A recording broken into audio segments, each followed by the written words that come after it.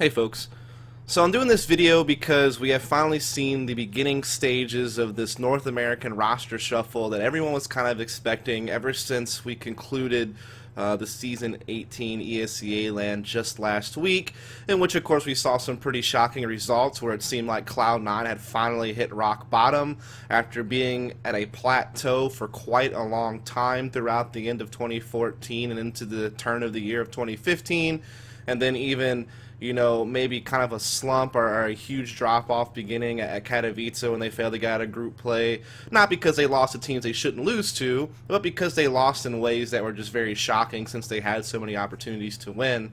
And then obviously here at the ESCA land taking dead last place at an event where they were favored in a sense that they were stacked up against teams you would think that they should be able to defeat. Teams like Mouse Sports, who had given them some trouble in the past, but they had always been able to beat. And then Nylum, kind of an up-and-coming North American team where you felt that the experience and talent that Cloud9 had should be able to overcome something like that, even if they were at their worst or having an issue. So basically everyone kind of knew, or everyone kind of felt that it was finally time for Cloud9 to make a change. And I kind of commented it on my last video where, I've always been a guy where I don't feel that you should always be making roster changes, and I'm not the kind of person that says you should just cut and paste all the time when problems are there. But I do feel that once you have either remained at a plateau for too long, and maybe unless you're satisfied with that plateau, which I don't think anyone ever is, they always want to get better, or if you notice that you're just deteriorating, that you're just falling off, and you've basically exhausted all your resources and you've gotten everything you can get out of the fire that you have, at that point in time a change does become needed, and it becomes very apparent that it's necessary. And I think Cloud9's finally hit that point, and obviously they feel that way too because they have released two players today, that is Shazam and Semphis. Now, I'm sure there's about to be a bunch more changes taking place over the course of the next few weeks. We may see some changes be stalled until, after Face It and maybe even Gfinity at the beginning of May, 'cause that's only a couple of weeks away, so we may see some changes kind of stalled out. Like, for example, maybe Hiko's team kind of waits to announce their players until, because maybe some of those players are playing in some of these events, like if they're Elevate people or Liquid people, who really knows. But basically, I was debating whether or not I was just going to do a video one move at a time, or whether I was just going to wait until all the moves were over. But since I never really know when the moves are officially going to take place, I figured I would just make smaller videos covering each change as they happen, rather than doing like a huge-ass hour-long video after all the changes are done. And I think that you prefer it that way too, rather than watching one giant 50-minute video, because people complain about how long my videos are, even though I time-stamped them to try to make it a little bit better. But anyway, so let's break this thing down. First off, I'm not really going to comment too much about Shazam being dropped from the team. That was a pretty obvious change that needed to happen. I have been criticizing his play ever since Katowice was over. I was one of the first people to publish a video or publish a piece of work that criticized his play. Obviously, Days came in not too long afterwards, and he had a much more detailed criticism of it, and people have spoken on that quite a lot since then. Including some different, analysts out there like Thorn with his Counterpoints episode with Hiko and Semphis, and just, in general, it's been passed around the community quite a lot. So, there's really no shocker there. Not much to say on it. Makes perfect sense. He didn't seem to fit on the team. He didn't seem to have the impact they were wanting out of him. He had still, kind of a young and inexperienced guy. Still a lot of issues with decision making, especially in clutch situations or post-plan situations. Definitely a kind of guy that overextends or overpeaks a little bit too much and takes battles that aren't necessary sometimes. Whatever. Kid has pretty good aim. He seems to be, getting more mature, like mentality-wise and personality-wise. So maybe someday he can come on back, after he kind of grinds it out a little bit longer at some of the lower tier levels of NA, the pro scene, or maybe some team picks him up in the fray of all this and he winds up still on a top NA team. Who really knows? We'll just have to see. I think the biggest hit here is removing Semphis from the team. Now, obviously everyone knew that Shazam should probably be cut and that some other opera should probably come in, but some people were also debating whether or not somebody else might need to go, or whether or not another change was needed because there were issues with role identities and maybe other issues with individual performances. Like, for example, I know Semphis had a pretty poor ESCA LAN, when they were losing to Nylum and losing to Mouse Sports. I know that was a pretty bad event for him in general. However, it's not as if he's always performing that badly, and the team performed badly in general for the past few months as a team. So, I'm not saying, I don't think Semphis should be scapegoated by any means, which I feel like some people did have their pitchforks out about Semphis and his performance at ESCA LAN individually on a statistical level. I don't think that's really the right way to approach it, but I think it is somewhat understandable that maybe Cloud9 felt they needed to make more. I'm trying to think how I want to phrase this, more exaggerated changes, changes that were deeper, changes that were just bigger than just swapping one player out, a change that would really just kind of completely overhaul the dynamic of the team, so to speak.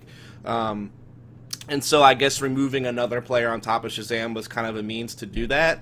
Now, obviously, Sean's safe because he's the in-game leader on the team, and as long as he wants to lead the team, then he should stay there because he is probably one of the best in-game leaders we have left in NA since the bans, and I would say he is the best in-game leader we have left since the bans, even though a lot of people give him criticism and stuff like that, whatever. Obviously, Shroud was safe because he's the best player on that team right now, and he's actually individually been performing very, very well for them, especially on CT sides. They've been playing a lot of Inferno lately. He's been a solid pit player for them over on the A-Bomb side, and just in general, he's played pretty well. I think he still needs to find a comfort zone on the T side, find a role that fits him where he can have an impact on a consistent basis on the T side. Some rounds I see him by himself, kind of lurking on one side of the map. Sometimes I see him going into bomb site first as an entry fragger. Sometimes I see him in more of a support role. So I've seen him all over the place on the T side. So if they can nail him down to a comfortable role on the T side, I think he would flourish and be a really big player for them on T sides, whereas he's already a pretty big player for them on CT sides, I feel like. So you knew those two people were safe. So it was kind of like a toss-up between Semphis and Nothing, maybe, on who you think might be next on the chopping block after Shazam. I think you could debate this either way. You could probably find pros and cons for each player, and you could probably find reasons for and against removing each player. I know, for instance, some people thought that Nothing should be removed because he's been horribly inconsistent throughout most of his CSGO career as far as the ability, the frag, and things like that. There's also been, questions of his, dedication level and things like that people have thrown out there. People were even citing just examples of him forgetting how to throw certain grenades. It's just him not being as prepped as he needed to be, or as focused as he needed to be, or as dedicated as he needed to be. There's all kinds of pros and cons there. But also recently his play has looked much better from a fragging perspective, in all honesty, and to me it feels like he's way more dedicated than he used to be, though some people might still challenge that. I think he's a lot more focused in it. Even if you listen to Thorin's interview with Hiko and Semphis on Counterpoints, Semphis admits that early on he probably should have been cut because he was missing practice and all these different things, or was horribly late, or wasn't focused. But very lately here, at least the last few months, they say that he's been much better about it, on practice all the time, coming to practice on time, focusing, things like that. So I think that con or that negative can be kind of marked off, that's no longer an issue, maybe. Whatever. And then when you look at Semphis, the guy's been thrown all over the place. He says he prides himself on being able to play almost every role. He's certainly been moved around that team quite a lot, from being an entry fragger at times to being the in-game leader at times to being an opper at times. Most recently, he was playing more of a lurking role. So, that dude's been passed around all the different roles on T side. It seems like where they tried to put other people in more comfortable positions on T side roles, they've had to shift Semphis around. He's the guy that always takes the hit. He's the guy that always has to make kind of the dramatic change, take one for the team, move to a different position to free up another role. For example, Shroud didn't feel comfortable lurking, so you put Semphis in a lurking role to kind of free up Shroud to maybe move to more of an entry fragging role, or at least more of a second or third guy in the site on the main execution type role, whatever. That didn't seem to consistently happen anyway based on what I was watching, but whatever. I also had these criticisms about how I felt like Semphis and Sean butted heads at times. Not like truly like they didn't like each other and they were arguing, but Sean would have certain reads on things he wanted to do. Semphis would kind of sometimes overrule that or speak over that, and then his call would be the one that got listened to, and then things might go poorly or not, and you would always kind of maybe wonder, I wonder if, Sean would have just got his call out if things would have gone better.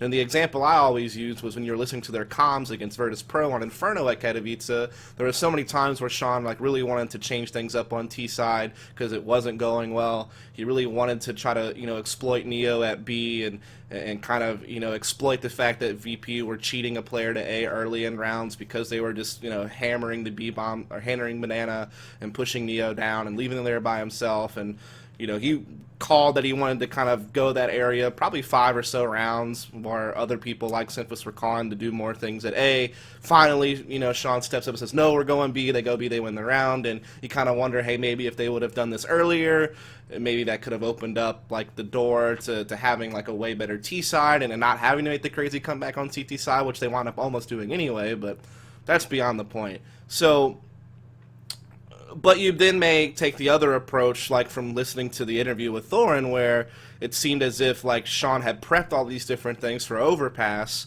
but when they were scrimming with this setup that Sean had put out there, it wasn't working. And so I think it's Sean was kind of the guy that had the set plays, that had the executions, or at the very least, he had set up all kinds of conditions, if this happens in the round, then we should do this. So not necessarily set plays that I'm going to call this set execution, warm-up time, and we are going to run this set execution at this exact time. You're going to throw, you know what I mean? It was more of if this happens, we are going to do this. If this happens, we're going to do this. If we notice this, we're going to do this. So even though it wasn't completely structured from freeze time, there was some structure to it, as if they had went over things that they would do in response to certain plays from certain teams to counter them and things like that. So it was still a bit rigid and a bit set in that regard. Whereas apparently that type of style wasn't working in their scrims, and so they went to a more puggy or scrimmy style in an Overpass, and apparently Semphis said that that's what kind of gave them a chance to win it and get the rounds that they got on T-side against TSM. So basically, you could debate whether or not Semphis and Sean Gares butt heads, and if that causes issues leading the team and is one of the points of conflict that cause issues with the leadership and communication.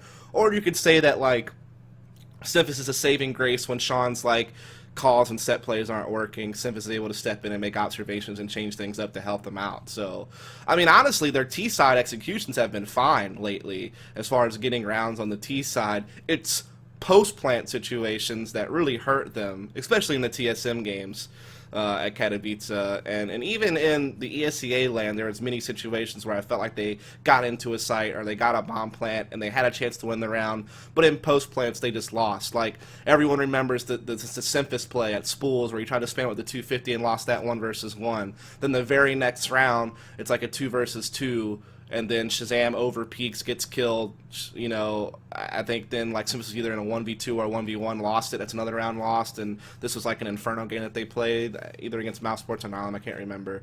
So there was situations like this where they're getting into sites, they're getting bomb plants, they're just failing in the post plant very often. So maybe their T-side executions weren't even a problem to begin with, and how they were actually at least getting sites and executing. So, I think it's just really hard to debate whether or not Semphis was needed to be cut.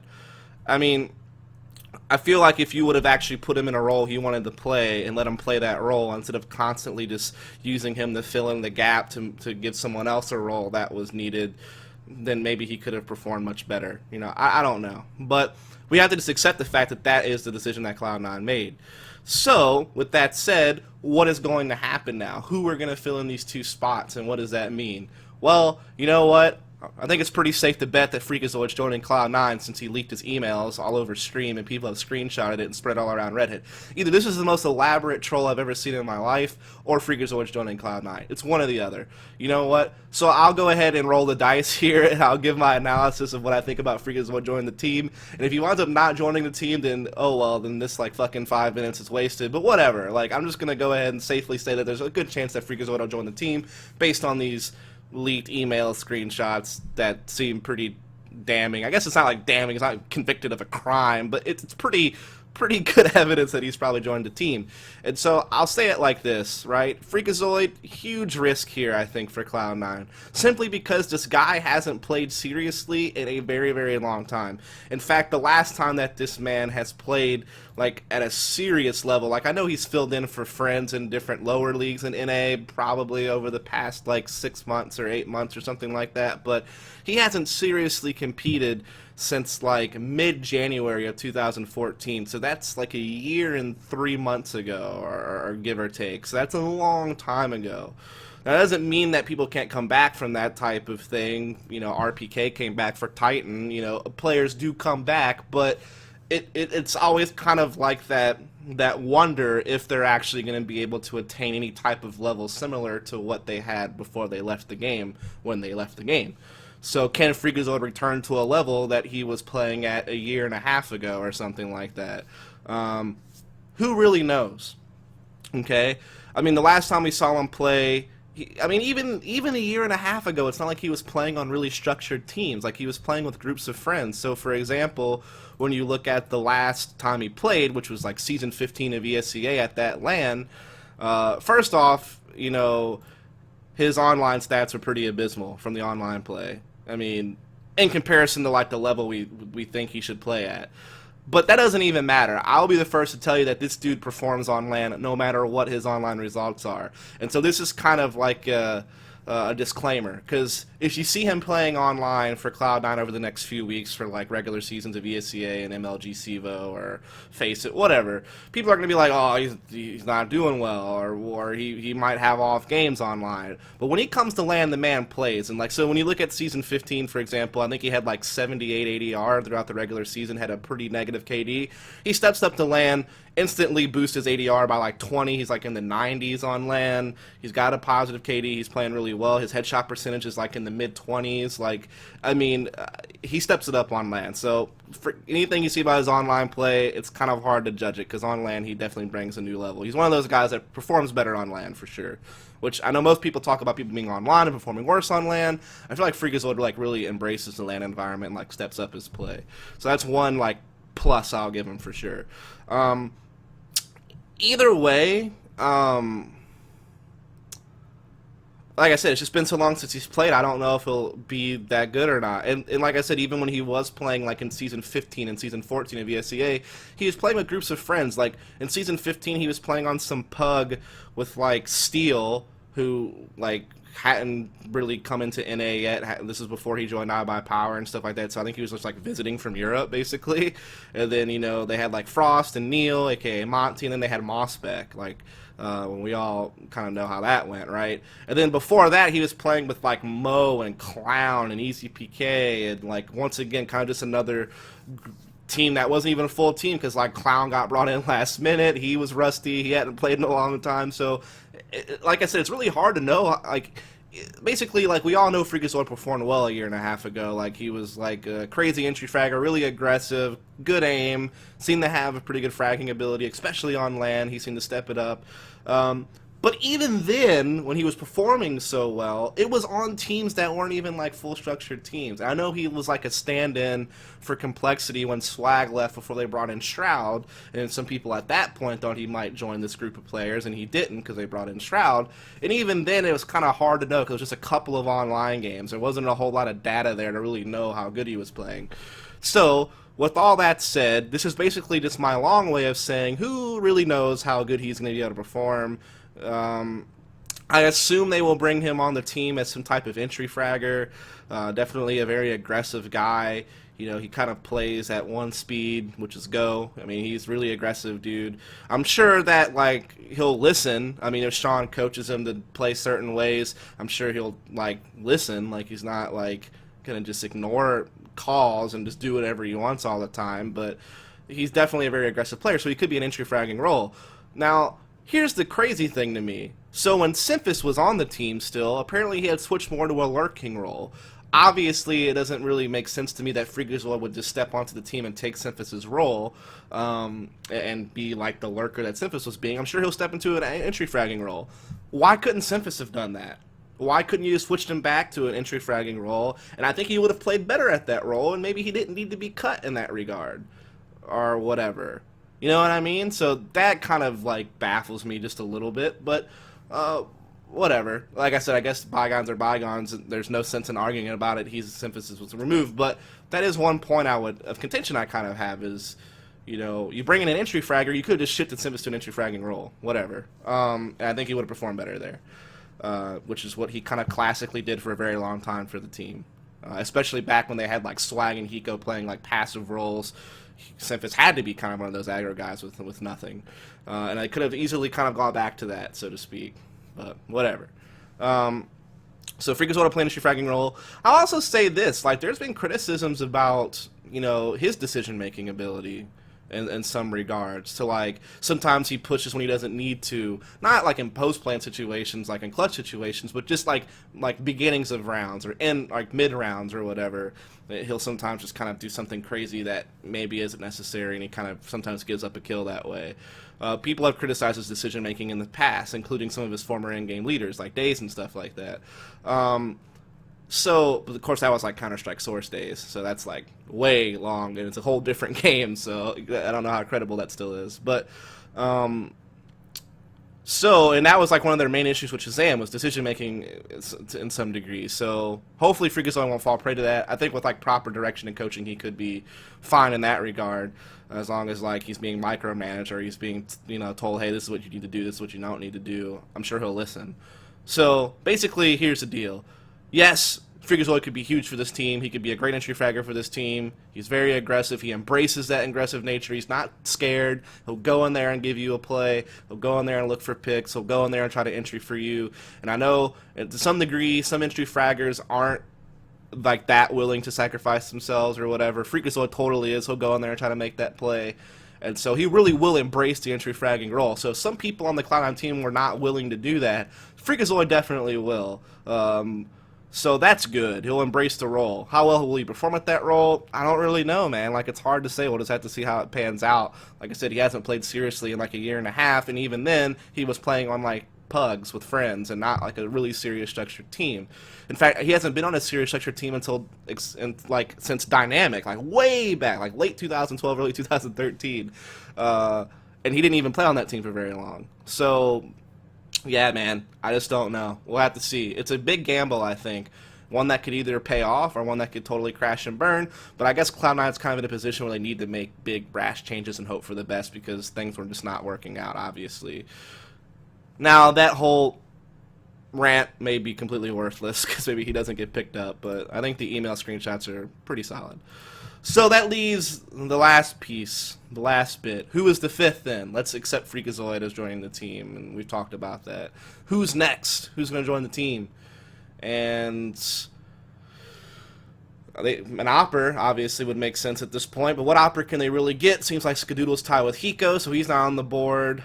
Dren's tied up in Liquid at least until after like Face It and Gfinity, so he's off the board, and it seems like they weren't interested in him anyway because they probably could have gotten him whenever they were picked up Shazam, and they didn't, so it seems like there's no real interest there, no real contact there with the Dren anyway.